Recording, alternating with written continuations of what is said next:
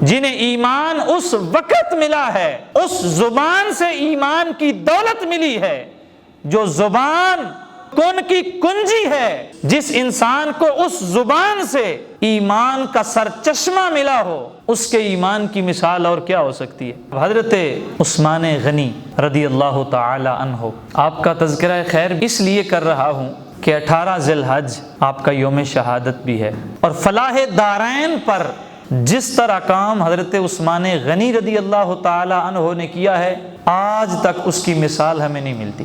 اگر اختصار کے ساتھ دیکھا جائے فلاح دارین کو، تو وہ یہ ہے کہ اپنے سر سے پاؤں تک سارے سراپے کو، سر کے بالوں سے لے کر پیروں کے ناخنوں سمیت ہر شے کو اللہ اور اس کے رسول کے لیے پاک کر دیا جائے، تو پھر تو ہے پاکیزگی، فلاح، تزکیہ نفس۔ اور اگر اس انداز میں دیکھا جائے تو حضرت عثمان رضی اللہ تعالی عنہ نے ہر پہلو کو صرف نبھایا نہیں ہے، بلکہ اس انداز میں کیا ہے کہ آج تک کوئی ان کی دھول تک بھی پہنچ نہیں پایا۔ اب وہ کیسے؟ قرآن کہتا ہے کہ فلاح پانے والے وہ ہیں جو مومنین ہیں، قد افلح المؤمنون۔ تو حضرت عثمان وہ ہیں جو ایمان حاصل کرنے میں چوتھے نمبر پر ہیں۔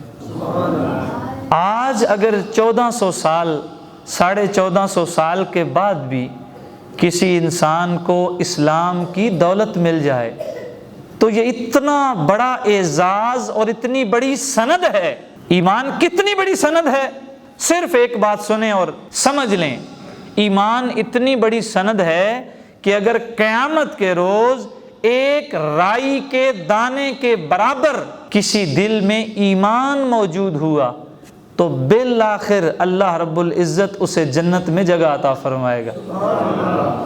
تو جنہیں ایمان اس وقت ملا ہے جب ایمان کے چشمے ان کے سامنے پھوٹ رہے تھے، جنہیں ایمان اس وقت ملا ہے، اس زبان سے ایمان کی دولت ملی ہے جو زبان تمام انبیاء کے ایمان کی سند ہے، وہ زبان جو کون کی کنجی ہے۔ جس انسان کو اس زبان سے ایمان کا سرچشمہ ملا ہو، اس کے ایمان کی مثال اور کیا ہو سکتی ہے؟ چوتھے نمبر پر ایمان قبول کیا، اور جو پہلے 40 لوگ ہیں ان کی شان آج تک کسی اور کے حصے میں نہیں آ سکی۔ جو انسان پہلے 40 ہیں جنہوں نے ایمان قبول کیا، جو مقام ان کا ہے، وہ کائنات میں کسی غوث، کسی قطب، کسی ابدال، کسی بھی انسان کا نہیں ہو سکتا جو مقام اللہ رب العزت نے ان غلاموں کو عطا فرما دیا۔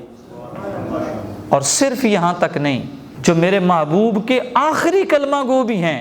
یہ بات ضمناً آ گئی، آج جو لوگ نئے نئے محقق بنتے ہیں انہیں یہ شوق اجاگر ہوتا ہے کہ ہم پاتال سے اپنی تحقیق کو نکالیں، چند تفردات پیش کریں، کسی صحابی پر داغ لگا دیں، کسی اہل بیت کے فرد پر داغ لگا دیں، اور پھر لوگوں کو بتائیں کہ 1400 سال ہو گئے ہیں، مولوی تمہیں ایمان نہیں بتا رہا، ہم تمہیں بتاتے ہیں کہ ایمان کیا ہے۔ تو یاد رکھیں، جو انسان یہ کہتا ہے کہ 1400 سال کے اندر کسی کو دین سمجھ نہیں آیا، صرف مجھے سمجھ آیا، تو وہ جھوٹ بول رہا ہے۔ کیوں؟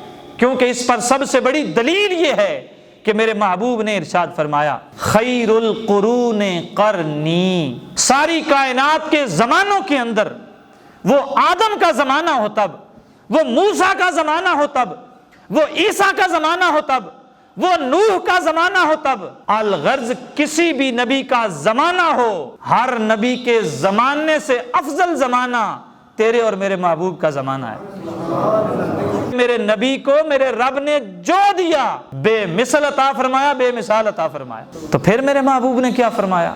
فرمایا ثم الذین یلونہم، ثم الذین یلونہم، پھر وہ لوگ افضل ہیں جو میرے ساتھ ملے ہوئے ہیں، جو ان کے ساتھ ملے ہوئے ہیں، جو ان کے ساتھ ملے ہوئے ہیں۔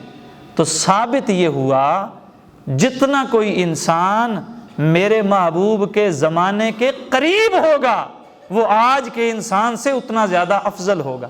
تو جو جتنا میرے محبوب کے زمانے کے قریب ہے، جتنا اللہ نے اسے مقام عطا فرمایا، اتنی اللہ رب العزت نے اسے سوجھ بوجھ بھی عطا فرمائی۔ تو کسی بھی صحابی کی بات ہو، وہ کوئی بھی غلام ہو میرے محبوب کا، تو آپ کو صرف اتنا یاد رکھنا ہے بس کہ ہمیں ان کی اقتدا کرنی. اگر کوئی صدیق کے بارے بات کرے تو اسے روک دیں, اسے کہیں ہماری یہ شان ہی نہیں ہے کہ ہم صدیق کے مقام کو طے کریں, ہمیں بس اتنا پتہ ہے کہ ہم نے صدیق کے رستے پہ چل کے صدیق کے نبی کو بھی منانا ہے, اس کے خدا کو بھی منانا ہے. اگر کوئی بات کرے جناب عمر کی تو یاد رکھنا ہمیں بس اتنا چاہیے کہ جس طرح عمر نے اپنے محبوب کو راضی کیا ہے, ہمیں بھی ان کے قدموں پر چل کر اللہ رب العزت نبی کو بھی اس کے خدا کو بھی راضی کرنے کی توفیق عطا فرمائے.